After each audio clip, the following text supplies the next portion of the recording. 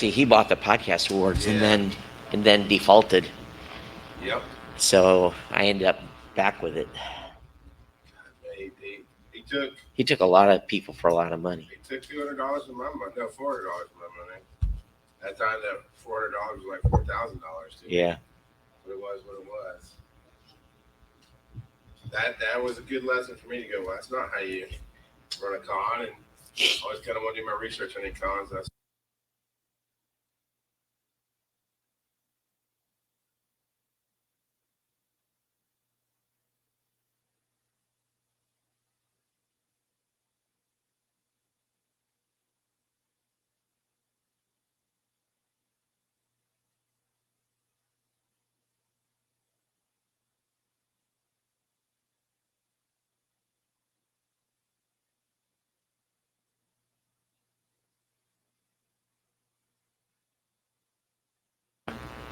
you ready to go? As long as you give me the thumbs up or get the camera up.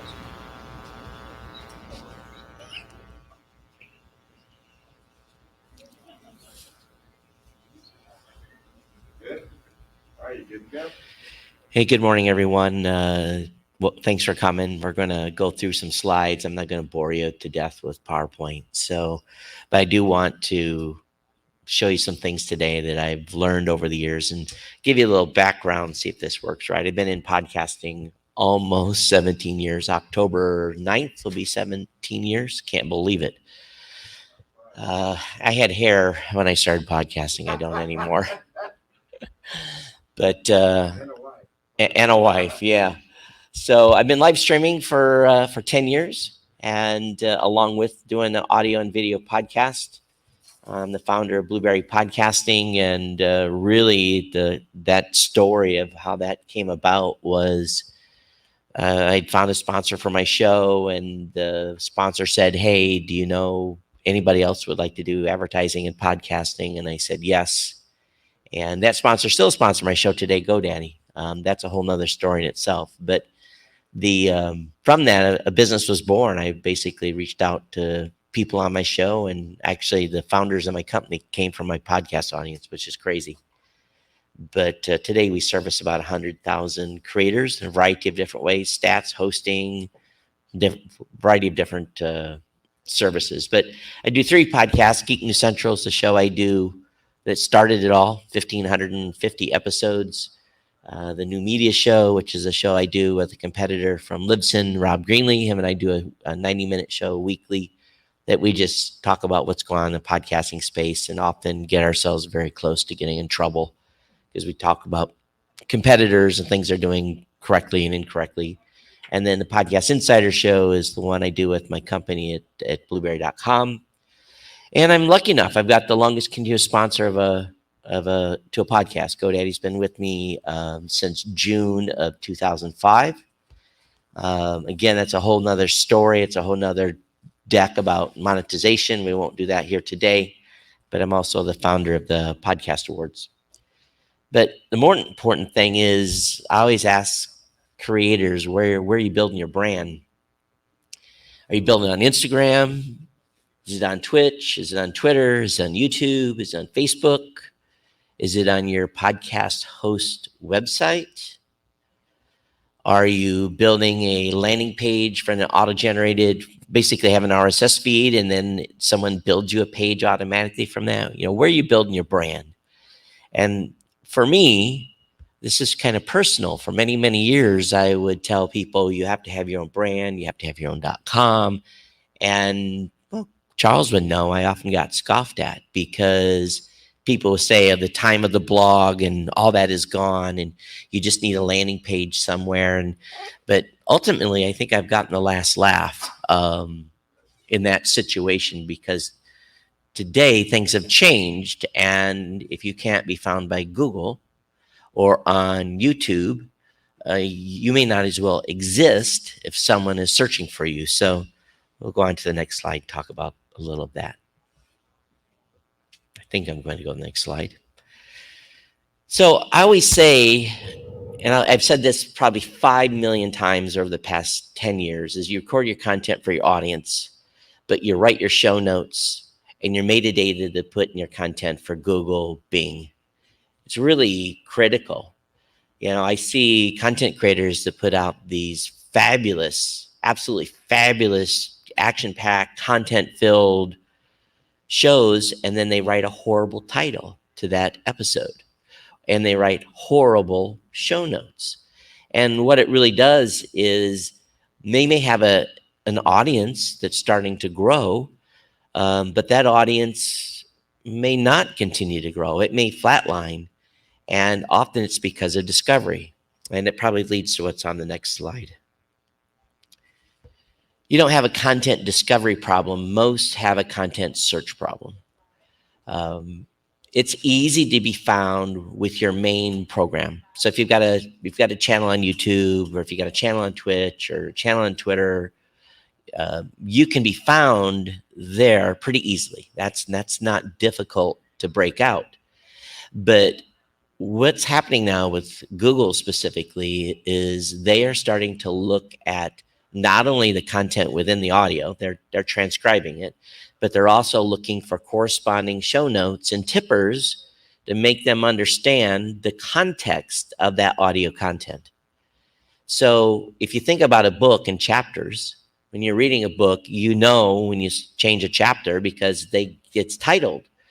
You have to kind of do that the same way with your podcast show notes. You have to title them. You have to give context so that ultimately, maybe not today or tomorrow, but maybe next year. And the reason I say this, I spent a lot of time talking to the Google team at Google Podcasts and other places. What are you doing? What's the next tipper? What can we do to make a segment within our show, whether it be video, audio, to be found? And if you think about the power of this, if you're looking for a topic and it's buried in an hour's worth of program, it's very hard to scrub through and find where they talked about that topic. And in the very near future, Google's going to take you to that mark, and you'll be able to start to consume that content there and not waste your time. So I want to talk about how important search is. And I gave this presentation at Podcast Movement in front of about 500 people.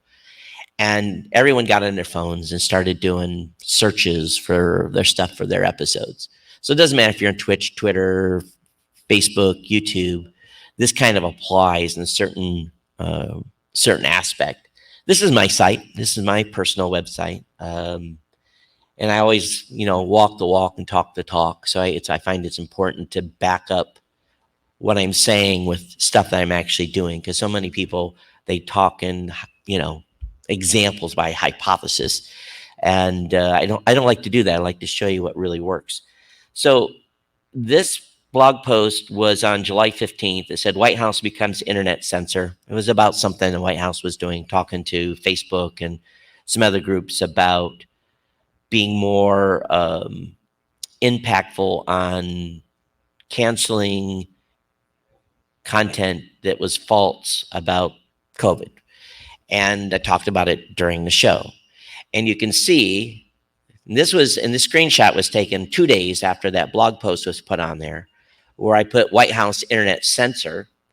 And I didn't even put White House becomes internet censor. You'll see that in amongst those reports, I've got Forbes, Wall Street Journal, New York Post, and my little website, Geek News Central, on that first page of those search results. So you say, well, what's the big deal there? What's the impact? The impact is initially not a lot. It might be 1,000, 2,000, 3,000 page views, but cumulatively over time and many years, when you rank very high on search page results, this has a tendency to add listeners to your show or to your channel. For me, I've been doing content so long that now someone that starts listening to my show and has been listening for a couple of years, they kind of frankly get sick of me and they leave and they go find something else. I think we've all been on YouTube channels or Twitch channels. We kind of get burned out maybe of the host or whatever they're doing, and we move on. So that's kind of the normal life cycle of any normal listeners. You'll always have those or watch or viewers that are the top, your top fans, and they will always be with you. But for me, I use Google as a onboarding, a percentage of the people that land on my website, and I'll talk about this more here in a minute, follow or subscribe to my show. And when you get an extra 2 or 3,000 hits to a web page, of which there's about 15,000 on my website, that cumulatively will add up and start showing significant numbers of people joining the audience. Some have a website problem, and if you don't have a website, what I'm challenging you here today is to ask yourself why. If you build your brand on another platform, you're at the whim of their business models. We've all heard what happened to YouTube creators when they are demonetized, they're ghosted, their content can't be found no more, and they go from making a lot of money to bankruptcy, and it's devastating. I personally, and I said it in a session yesterday, I do not trust YouTube, Twitch, Twitter, Facebook. I don't trust any of them. People will say, well, Todd, no one ever gets ghosted. I know for a fact, working with content creators, both on the right and on the left, people get ghosted all the time in their content on these social media platforms. And oftentimes the folks that get ghosted are even, it's even more ridiculous. It's LGBTQ commentary. It's really amazing when you have a big picture and looking at lots of content creators, and they come to me and they say, they can't find me no more because I've been silenced. So for me, having my own .com guarantees I will never be silenced. Google is, from a search engine standpoint, they're pretty fair. If you do original content, you have original titles, you have original content within your blog post, over time, you'll gain authority just like you do in your show. And ultimately, what will happen is you'll start to see more traffic being directed to you. And it's not something where you have to post at 2:00 in the afternoon to get the best result on Twitter. This is the marathon piece of content creating, because I still all do the social. I do all that. But the website is Moonbase Alpha for me. And it's kind of weird to call it that, but that's what I call it. You can see that I've got album art. I've got a player. I do live streaming, so I got the video on there. I've got the place for them to subscribe or follow to the show. I've got places to contact. It always amazes me when I go to creators' website and I cannot find a way to contact them. I cannot find a way to follow or subscribe to their show or their YouTube channel or whatever it may be, because they want their site to be pretty but less functional for people that are actually the ones they're trying to reach. So as you're thinking about or building a website for your content, always think about the listener, the viewer, the consumer of that content first. I would rather have a plain Jane 2-column website where the content's easy to get to and to consume than have someone click in 2 or 3 pages to get to the content or have to scroll. Because if you look at your analytics, your web analytics, you'll find that most people will get to a website 80, 85, 90%. They'll stay for about 3 seconds and they're gone. So when they leave, they're gone forever. Maybe. They may never come back to your website. And if you have not given them an opportunity to realize that you're a creator and there's something here to pay attention to, you've lost an opportunity to get them into your funnel and sell them on your content, your mailing list, whatever you may have. So for me, it's really important to give the people that I'm trying to target stuff on my website that they immediately can take action on. They don't care. People don't care what websites look like. They don't care about all that beauty. Now, the artists and many of you will say I'm wrong.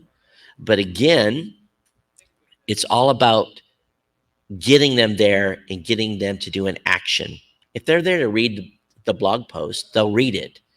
But again, record the content for your audience, write for Google, and you'll end up with good results and getting people to your website. So here's an action item for you. Great content titles and supporting show notes. Really think about that title, about that episode. And oftentimes I will do a YouTube live and I will pre-write a title and it's the wrong title. And I will go back and I'll edit the YouTube live and I'll rewrite the title based upon what happened within the content that I think is going to be more impactful, that people are going to find what you're saying they're going to find in the content. So if I talk about SpaceX, let's say SpaceX launches 100th Dragon or whatever the title may be, I better be talking about SpaceX within that content very quickly within the content so that people are like, where's the SpaceX content? And I do a news show, so I typically cover 20 to 30 SpaceX type stories. So I don't always get them there immediately, but we do give them the means later to jump to that content. And I think I have a slide here, and if not, I'll show it from a webpage. So again, action item number 2, make it easy button. That stupid commercials on TV, the easy button. Subscribe, follow, contact, or listen. That's what you want to make it easy for a fan or potential fan to be able to consume your content and get in contact with you. Backlinks is something that not everyone knows about. This makes sense. And I think backlinks are probably the things that most content creators actually forget about. Let me go back. I'll go to this next slide in a minute. But I don't do an interview show. But there are literally hundreds of thousands of podcasters that do interview shows. And they interview very famous people who have they already have their own authority. Now, it may not be a website, but it might be Facebook authority. They might have a good following on Twitter, Instagram, wherever it may be. As part of my agreement to interview someone, I don't ask for a link back to the episode. I demand a link back to the episode. And I make it easy for them. I have a process that I use when we interview people, and then we do this primarily for a tech show we go to, is we have basically I call it a reverse press kit. After they get done interviewing, they get the reverse press kit with all the information of what we're going to do with that information, how we're going to produce it, when they're going to get to review it, when they have time to comment on it, and preliminary links on where that content's going to live. They walk away from that interview or that online session with that document. And then we follow that timeline very strictly. And then we always try to ask, do you have a PR team? Do you have a place on your website for press announcements? Do you have a place to link out? And we give them as much copy as they need to make sure that when that content goes live, they're linking back. I'll give you an example.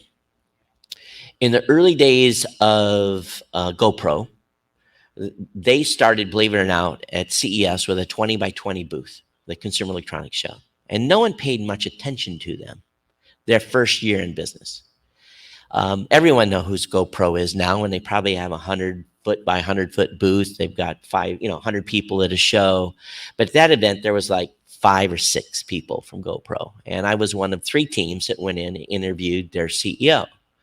Well, they were very appreciative and linked back to my website when we posted that interview.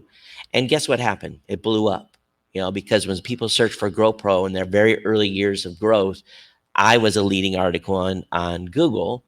And that just drove not only huge views of the interview, but huge traffic to the website. And I developed a relationship with that company. So when I would go back every year, I get brought back, get to sit down with the CEO. He generally pours me a 12-year Macallan, and we chit-chat. And he sends me gear and asks for my honest feedback, because we've always been very honest and direct on any of their gear that they release. So imagine a backlink every year from GoPro to your website if you're a techie or whatever company or individual. Google looks at that and they go, whoa, why do I get ranked as high as Wall Street Journal? It's because I've had authoritative backlinks sent to my website over the years that have basically said, Todd's site is authoritative. It's the real deal. It's not junk. It's not copied content. It's not regurgitated press releases with 5-word changes. It's original content. So go ahead. Can you give an example of how you asked for the backlink? We are persuasive. And now because I've been in doing this long enough, they don't get the interview unless they promised a backlink. I don't do it. I pre-qualify companies when we go to like trade shows. I pre-qualify them, and it's part of their agreement that they are going to. It's that important to me. I'm going to go to a show. I was just, some of you may have been here earlier, and we were spending $25,000 to go to a show and cover it with live, and we do 200 interviews and have 20 people on the floor. And I know you're not maybe ever going to do it at that scale, but when you have that kind of money on the line, you want that cash coming back. You want to be able to earn something from that investment, not just authority. So we're pretty hardcore about it. And you can do this in a nice way, but you also have to give something presentable to want them to link to. So a good write-up, good title, and of course the prep for the interview, everything you may have done. Again, so it doesn't have to be interviews. It can be whatever you're talking about. If you can get a backlink and be mentioned by those companies, it's gold. So what if you're new and you're not really getting those types of traffic? Yesterday we had a session on networking. It was really talking about the pros and cons of networking. If you ever join a network, one of the pros of being in a network is we all cross-link to each other. We're always trading links back and forth. And then Tech Podcast is a network I formed in 2005. Today, there's about 90 active shows, and we actively promote each other and cross-link and build backlink strength just from that alone. It's just one of those particular functions that work good. I'm not getting a backlink from all 90 shows every time, but getting enough steady drizzle of backlinks that it helps a lot. So it's the same thing. Linking to guest sites, articles, and having them link back. I already talked about that. So, I'll link to their site, they link to mine, as long as you, and another thing too, be careful if you go to somebody's site and it's like, and maybe they're not doing so well in Google, and then that's sometimes where I don't push for a backlink, because a poor ranked site with a backlink can be as harmful as not having one at all. And you'll kind of know if you Google that person's name where they come up in the search results. So this is a report I ran, and on my own website, I had dead links. And there's a broken link checker if you have a website you can use. And in this case, it found 390 broken links. There was, if you maybe can't see it, I'm squinting at the screen myself, 64,524 links was on the web page. Of those, 390 were bad. And when you have let's say you have linked to a company that went out of business, and all of a sudden some scammer picked up the backlink, and now your link that you thought was authoritative leads to a porn site or something worse. So you have to be careful in cleaning up these backlinks and making sure that they resolve to the content of years past, to make sure that it's still good. You make sure those links, and so I use this backlink checker.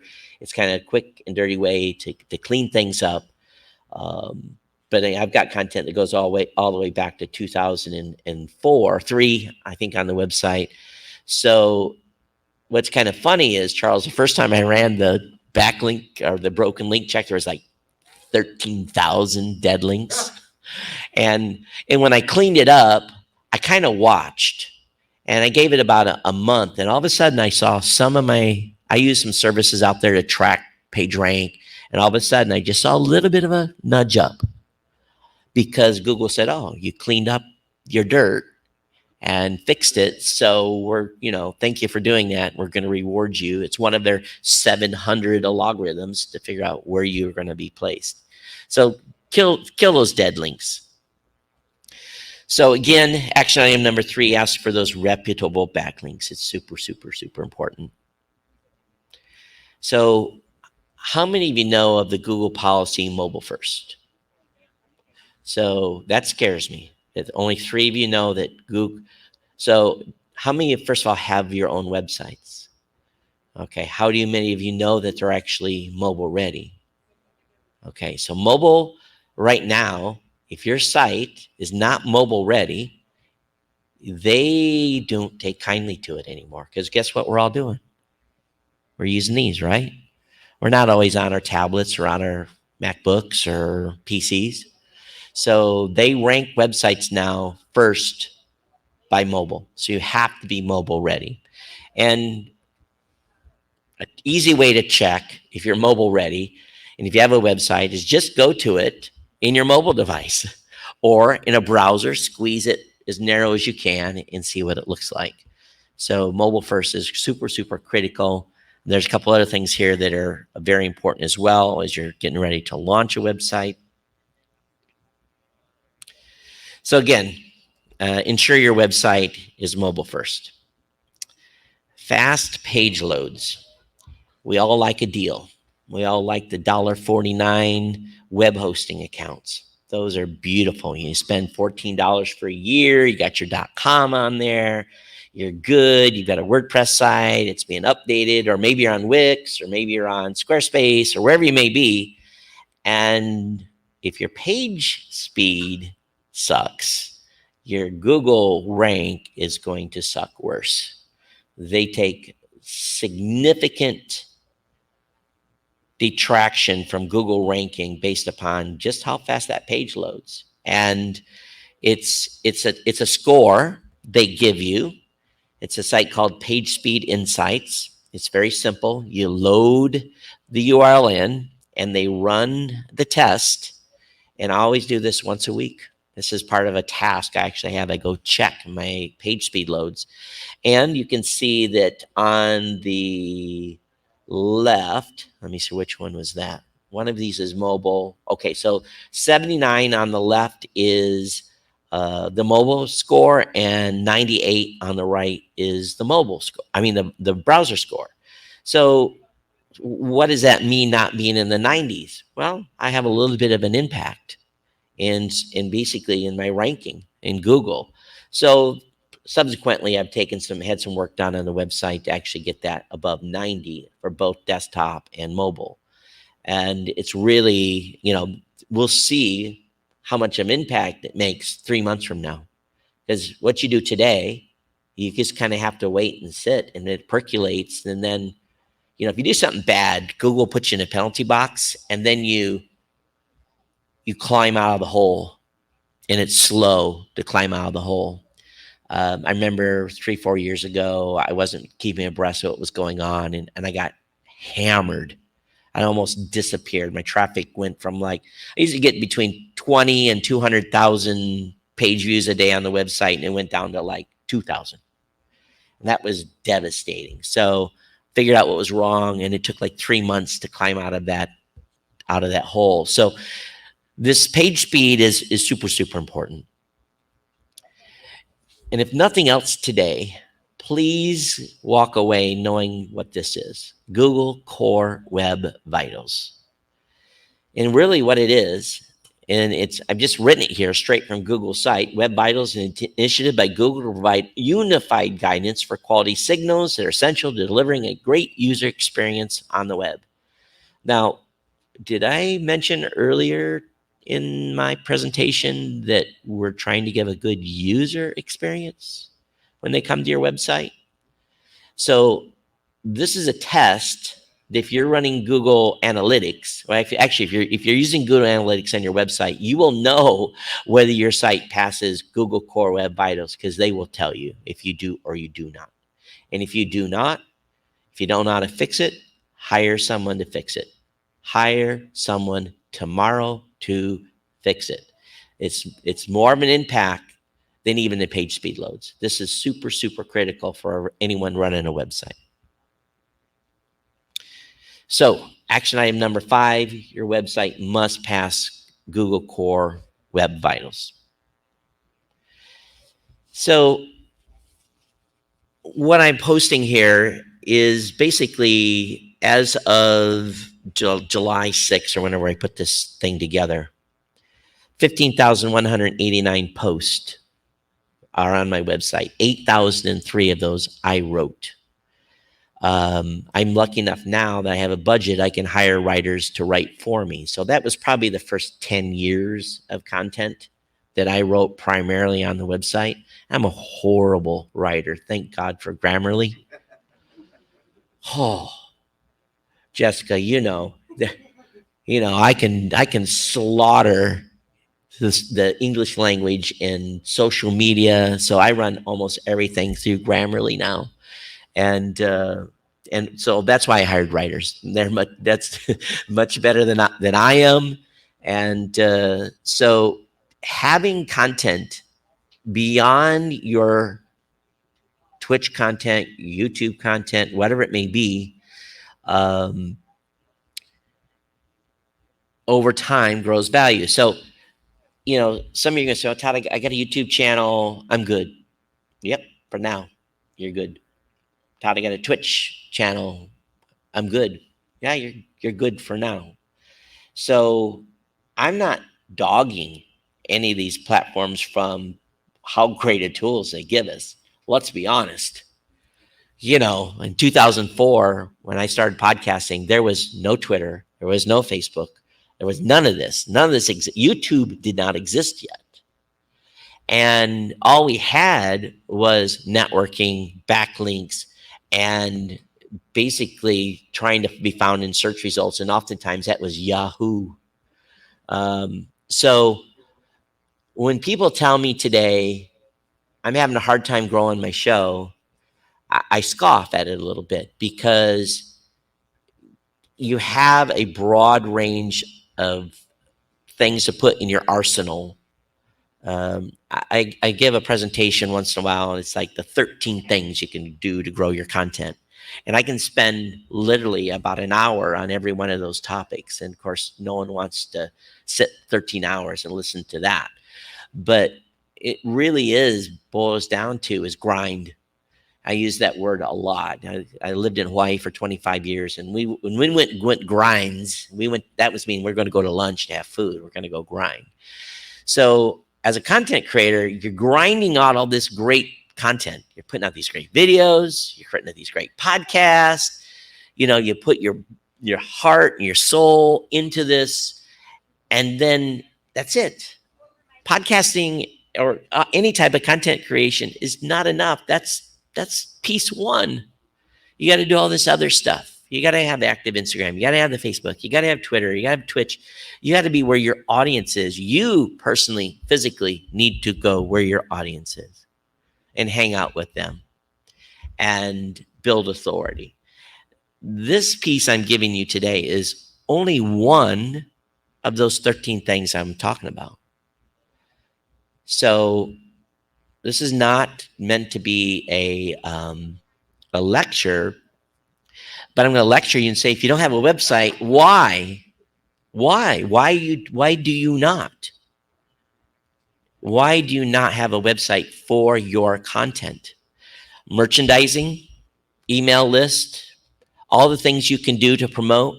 I have a PayPal link on my website. Little by little, I don't use Patreon. I use PayPal. And I have hundreds that are on reoccurring subscriptions to PayPal. Now, if you want to do Patreon, great. But usually Patreon is one of those things where you're promising somebody something extra. And I don't have time to give someone something extra. And plus, if you promise that and only 10 people sign up, then you might be paying yourself 10 cents on an hour to do that work. So again, the value is build your shows with continuous audience growth, ongoing sponsor support, opportunities outside podcasting, and you build your brand. as content creators, what are we really trying to do? Are we trying to build authority? What is your goal with your content? If it's to have fun, knock it out. Have fun. There's probably 50% of, at least in the podcast space, of people that are just there to have a good time, there with their partner, girlfriends, whatever it may be, and they're just creating content to create content. And then there's the other 50% that want something more. They want to grow this maybe into a full-time job. Even though I was very early in the podcasting space, I really believe to sit up in front of folks like you and tell this story that I had to walk the walk. So for 15 years, I took no salary from my own company. I built and grew my show and supported itself through sponsorships, through basically where you work with another company, there's a word for it, and did those kinds of things. And I lived in Hawaii and maintained a lifestyle in Hawaii that, allowed me to live there. It's like living in Manhattan or Los Angeles or San Francisco. It's not a cheap place to live. So when I came back to the mainland in 2019, and I did start taking a salary from the company at that point. But up to that point, I wanted to prove that this was possible, even for a guy that's background was working on airplanes in the Navy. So this is just a formula that I've used. Take a piece of it, take one thing I've told you today, and apply it to what you're doing. And I hope you'll have more success, because again, we want to grow audiences no matter where it's at. We want sponsor support. We hope. Some of you may not. Again, opportunities like sitting in the booth with the GoPro, CEO having a Macallan 12. I don't know if anybody drinks scotch here, but that's a nice little treat. And trips, too. I've been sponsored by most of the motor companies to go on drives, Ford, Chevy. You just never know the opportunities will open up. They're not maybe direct revenue generators, but boy, it sure is fun to be spoiled for 2 or 3 days on a prepaid trip to go hang out and drive cars. Again, whatever your thing is, that should be the goal. So here's a little bit of bonus, and this is just disclosure. We own this. So if you have a podcast, please check your feed, your RSS feed. Your RSS feed in podcasting is like your radio transmitter. I've got a saying, you don't build a castle on rented land. And part of the process of having your own .com, you also get to control that beautiful RSS feed that makes podcasting possible. And so it's like checking the wires, make sure they're still strung up good. So you want to test your feed validity. And you know it's validated, and fix issues before they become a problem. So I'm going to let you guys ask questions, because I know you have lots of them. And if we got plenty of time here. This was normally a 40-minute presentation. So when Charles said we had an hour, I said, well, we're gonna have plenty of time to talk. So really, if you have any questions whatsoever, go ahead. So you were talking about the importance of having a mobile-ready website. How does Google decide if your website is mobile-ready or sufficiently mobile-ready? It's just part of their machine language. They will know if your website's mobile-ready, and you can too. Just load it on your mobile device and look at it and see how it's stacked. And I think sometimes you'll be surprised, depending on who you have your website with, how it stacks out, especially if you have multiple columns. If you have a single page website, then it's going to load normally, but you just got to see how it looks squished. Go ahead. Yeah. So in regards to the concept that you kept calling authority, is that like the standard word? And then like, what's the best way to understand the rules for it? Is it like, is this something you can Google and research? You just kind of like, how do you improve that? And obviously, like with everything you mentioned, I guess it's nice to know if like, yeah, this is 50% of the thing, this is 30%. Like, is it just subjective knowledge? You know, here's building Google authority is definitely something that takes time. The longer you have the domain name and it's active and updating, that's again one of the 700 signals that Google uses. There are companies out there that say they're SEO experts, and they're no more an SEO expert than I am. It's difficult, but I'll just tell you from my experience, original content, if you write a title for your episode and you have a supporting paragraph of content, at least a paragraph, more preferably 300 to 500 words in that post. But if you have a paragraph, you're going to be doing more than probably 90% of content creators out there, just in that action alone. Because content creators think, hey, I've got the video done. Let's post it on YouTube. How many of you have ever looked at the show notes, as I would call them, on a YouTube channel? Have you ever watched YouTube on a big screen TV? Can you see those notes? No, you cannot. So for YouTube, when you're just subscribed to a channel, then you're counting on that person to write a good title for that episode.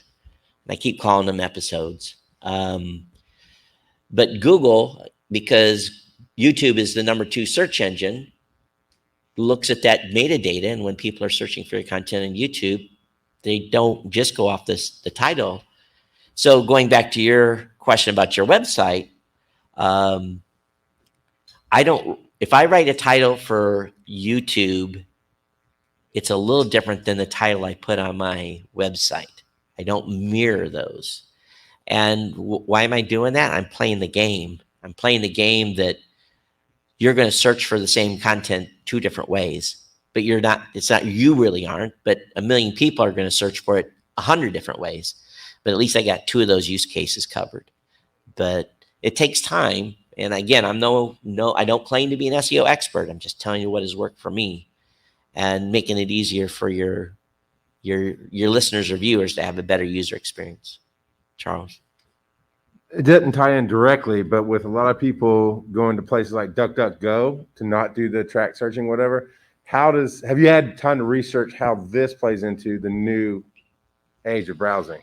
Well, I think you go back to just go back to the web analytics and see where you see if any traffic's coming from DuckDuckGo or Bing or I think those search engines are starting to, and there's some Tor search engines out there that are starting to, protect users' privacy.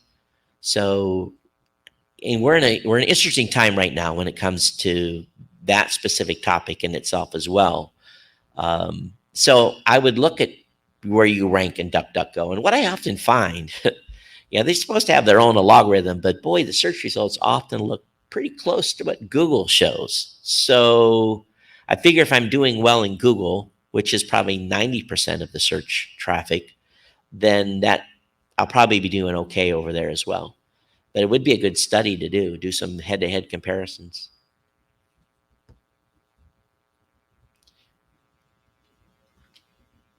So going back to the authority that you're getting from the backlinks, or like the references, I guess. Do you know if that's based on whatever your experience is? I don't know if you have like subdomains or cross domains or anything, but are you finding that the backlinks increase the authority of your subdomains, or is it just happening across your whole platform, or like with your different outlets, right? YouTube, etc.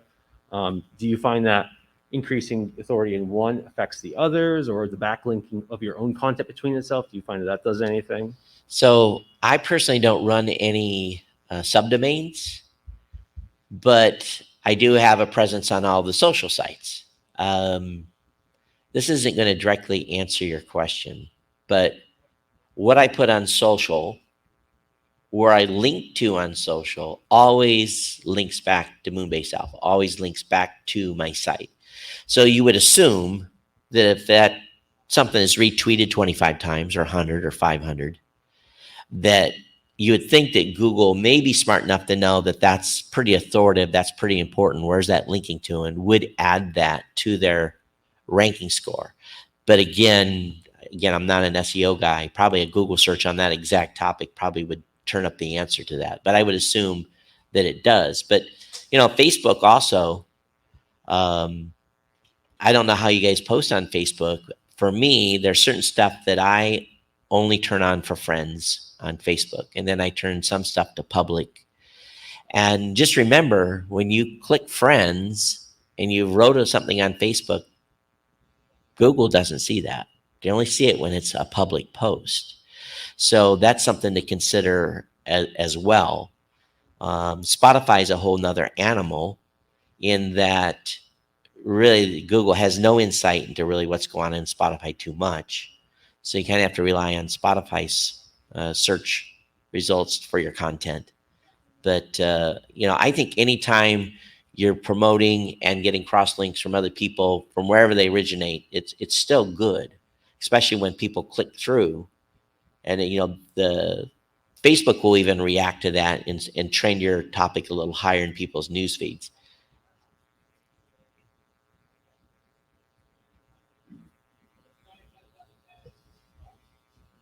So two-part question. I have a Shopify site. And so one, do you see specific issues with Shopify and getting Shopify ranked that's maybe different than other websites? And then two, it has a low score on page speed. So do you have a few tips on how to speed that up? Here's a kind of interesting dilemma. I've got a full dev team at Blueberry, but they've never worked on my personal Geek News Central site. I'm sure if I asked them, they would. So what I did is I found somebody, and there's a variety of sites that you can go out there that are people that will do relatively inexpensive tune-ups to your website. I don't have any specific examples in my head of the particular site I use, but I think I've actually found someone that was in Yugoslavia and paid them like $20 an hour, something like that, to work. Now, I vetted this person. He gave me references because I'm giving this guy the keys to the car. I'm letting him go into my server. I'm letting him go into my back end. For me, that takes a high level of trust, because with just a couple of commands, they could kill everything. There's backups, but that's not always pretty to recover from. So I think you just try to find someone to help you. There's some plugins, if you're using WordPress, that will help speed up your website. But again, you just got to trial and error, and make sure you're clearing caches and everything while you're testing to make sure that you're not getting false results. Using incognito browsers, I do that all the time to be able to go look at page ranks and that type of stuff. Because if you're actually doing Google searches while you're logged into Google, well, they're going to give you your site very much higher than they're going to give me if I'm looking for your information, just because that's what they do. I don't know if that answered your question. The Shopify piece. I should know more about this because they're actually a partner of ours. If the Shopify site is slow, then everybody's slow, right? Because Shopify is a unified platform. Or do you have your own? I don't know how Shopify actually works from a sales standpoint. Are you actually on the Shopify platform with an account? Is that controlled by them? Yeah, I'm on there. So I have an account with them. It's on my own domain. Oh, it's on your own domain. It's hosted by them. I think most Shopify sites are the same, right? It has to be a shared host. It has to be shared host. So the only thing I would say in your Shopify site is make sure your images are optimized. So if they display the image 640 by 340, don't ever upload an image that is 1920 by 1080. Always upload the actual image size, so that if they don't smash that automatically, that file size will help that page speed load much faster. And I always use JPEGs. I don't use any PNGs on my website whatsoever. JPEGs smash better and resolve better for websites, because that's sometimes the biggest impact of page speed load is the number of images. And I've actually reduced the number of episodes on my page as well to help with speed. So as they've tightened this juggernaut around our necks. I used to have like 15 posts that were on the first page. Now I think I'm down to 8. So just because I'm watching, and if I need to tighten it any further, I go to 7. So because it's all about that first render, they want you to have that first render of your website in 2 seconds. So, and a good web guy can help you optimize so that the stuff that doesn't need to load, you don't need your stats to load at the beginning. That needs to load last. That JavaScript call needs to load last. And that, actually, Google does offer tools to analyze your site to help you, and it'll tell you where to break down some of the speed loads and those kinds. I noticed in your still shots of your websites that I know you have a banner at the top, and that probably rotates every time you load, but everything else is just fixed and still, right? And that helps with the speed. But WordPress renders that page every time. But what I have done, if I spent the money, and mine is, I have a very, very serious, okay, this is so important to me. I spend about $500 a month on my website. From a hosting standpoint, caching. So basically the WordPress site sits there kind of behind the cache. The cache is in front. And I run a really heavy duty cache so that, because WordPress, to be honest with you, kind of sucks from a optimization standpoint. If you're running WordPress without a cache, it will physically from the server render that page every time. Well, that's dumb. That stuff needs to be put in the cache, and so that it's right there ready to rock and roll as soon as someone hits, instead of having it being rendered.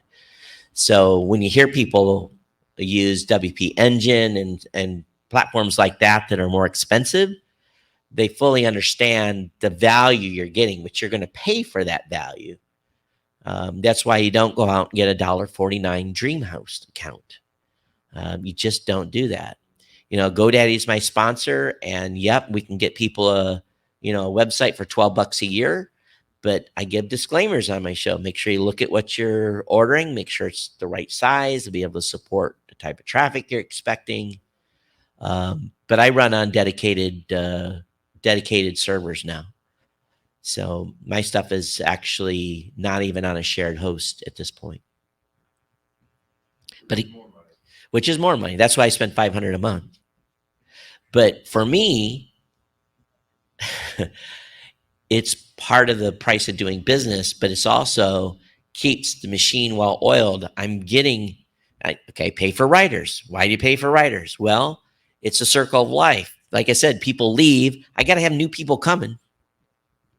So for me, the investment is to make sure that continues. And then they pay me because I've drove a number of customers to them for the sponsorship. And battery just may have died.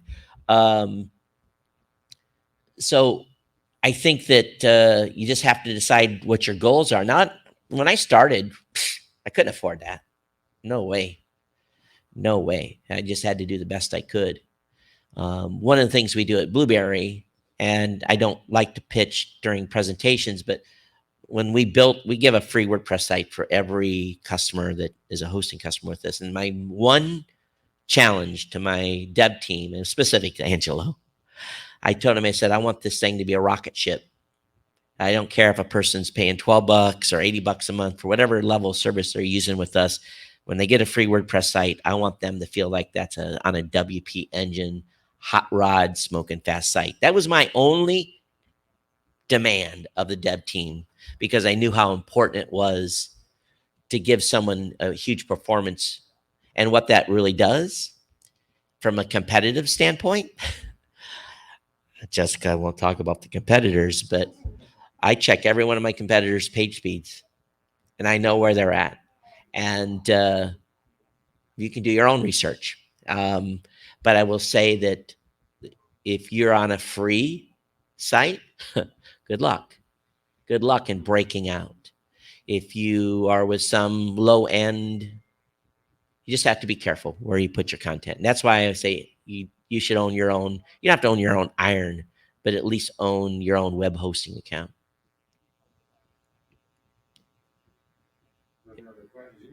All right, I'm good. So thank you for attending. Appreciate everyone coming. And I got some swag in the back. There's coffee cups and stuff in the back. Please, I don't want to take anything home, so help yourself.